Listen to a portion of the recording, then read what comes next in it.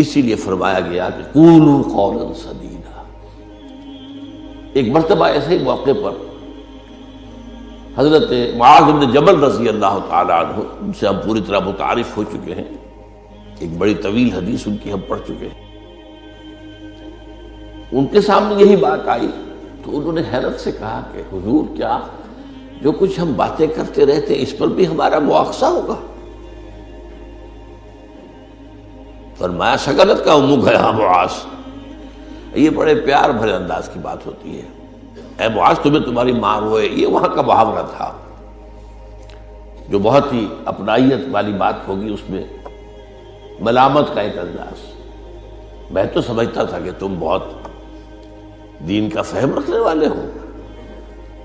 اس کے بعد آپ نے فرمایا لوگوں کو جہنم میں منہ کے بل گرانے والی چیز سب سے زیادہ زبان کی کھیتیاں ہیں، حصائد السنتکم، زبان سے جو لفظ نکلتا ہے وہ ایک بیج بن کر آخرت کی سرزمین میں بویا جاتا ہے۔ اب اگر برا ہے تو کانٹے دار پودا اس سے نکلے گا، جھاڑ جھکاڑ، اور یہ تمہیں جا کر پھر کاٹنا ہوگا قیامت کے اندر۔ حصائد اس کو کہتے ہیں کھیتی کا کاٹنا نہیں ہوتا، حب الحصید۔ دو قسم کی نباتات زمین پر ہیں، ایک تو وہ جو پودا اور درخت موجود رہتا ہے، پھل آپ اتار لیتے ہیں، اگلے سال پھر پھل آ گیا، پودا وہی کا وہی ہے، اور ایک وہ فصل ہوتی ہے گندم کی ہے، چاول کی ہے، گنے کی، وہ آپ نے کاٹ لی، اس کو کہتے ہیں حصید۔ حصائد السنتکم، تمہارے زبانوں کی بوئی ہوئی جو کھیتیاں ہیں، سب سے بڑھ کر جہنم میں گرانے والی شے وہ ہے۔ اسی میں بلکہ ایک ذرا اور حدیث بھی ہے، ذرا اس میں حیا کا پہلو مانے ہوتا ہے بیان کرنے میں، لیکن حدیث نبوی ہے، حکمت کا بہت بڑا خزانہ ہے۔ آپ نے فرمایا مسلمانوں مجھے تم دو باتوں کی ضمانت دے دو کہ تمہارے دو عضو جو بہت ہی چھوٹے چھوٹے سے، ان کا غلط استعمال نہیں ہوگا، جنت کی ضمانت میں دیتا ہوں۔ اب دیکھیے کوئی 2 من وزن ہے، 1.5 من ہے، 2 من سے بھی زائد ہے، اب اس میں 2 عضو ہیں، ایک زبان اور ایک شرمگاہ،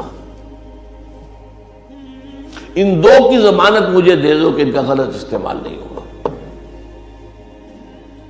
باقی پورا جسم جو ہے اس کی جو بھی حرکات و سکنات ہیں ان کی گویا کہ میں ضمانت دیتا ہوں کہ اول تو وہ ٹھیک ہی ہو جائیں گے، وہ غلط کام کریں گے نہیں، جیسے کہ ابھی آیت میں ہم نے دیکھا یا ایھا الذین آمنوا اتقوا اللہ وقولوا قولا سدیدا یصلح لکم اعمالکم، یہ کلام جو ہے شرطیہ ہے، اگر تم یہ کرو گے تو اللہ تعالیٰ تمہارے سارے اعمال درست کر دے گا، وَيَغْفِرْ لَكُمْ ذُنُوبَكُمْ، اور کبھی اگر خطا بھی ہو جاتی ہے انسان سے، ظاہر بات ہے الانسان مرکب من النسیان والخطا،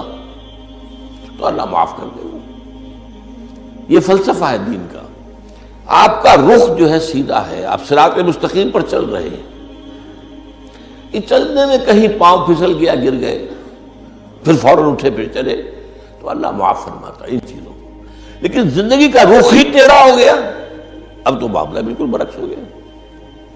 اب تو جو قدم اٹھ رہا ہے وہ غلط رخ پر جا رہے ہیں، جتنا آگے بڑھیں گے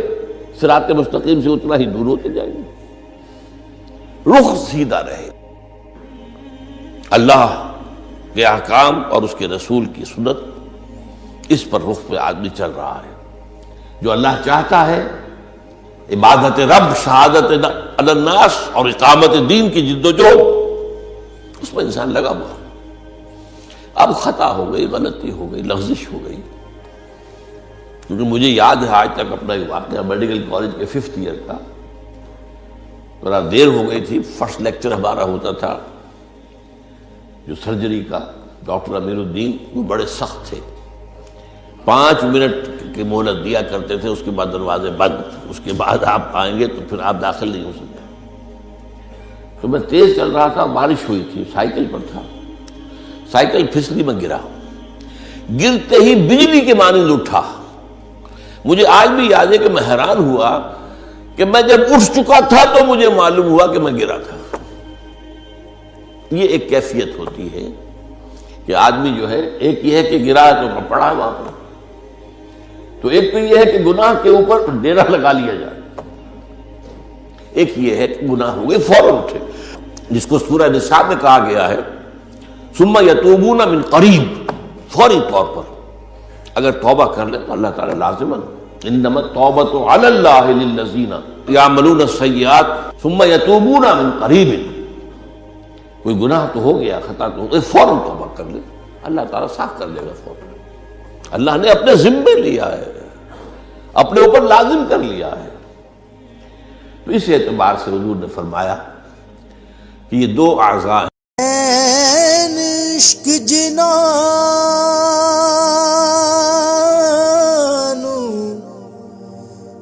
لگ جاندا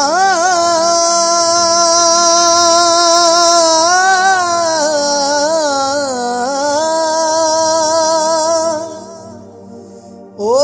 سک جاندے نے وانگ کانیاں دے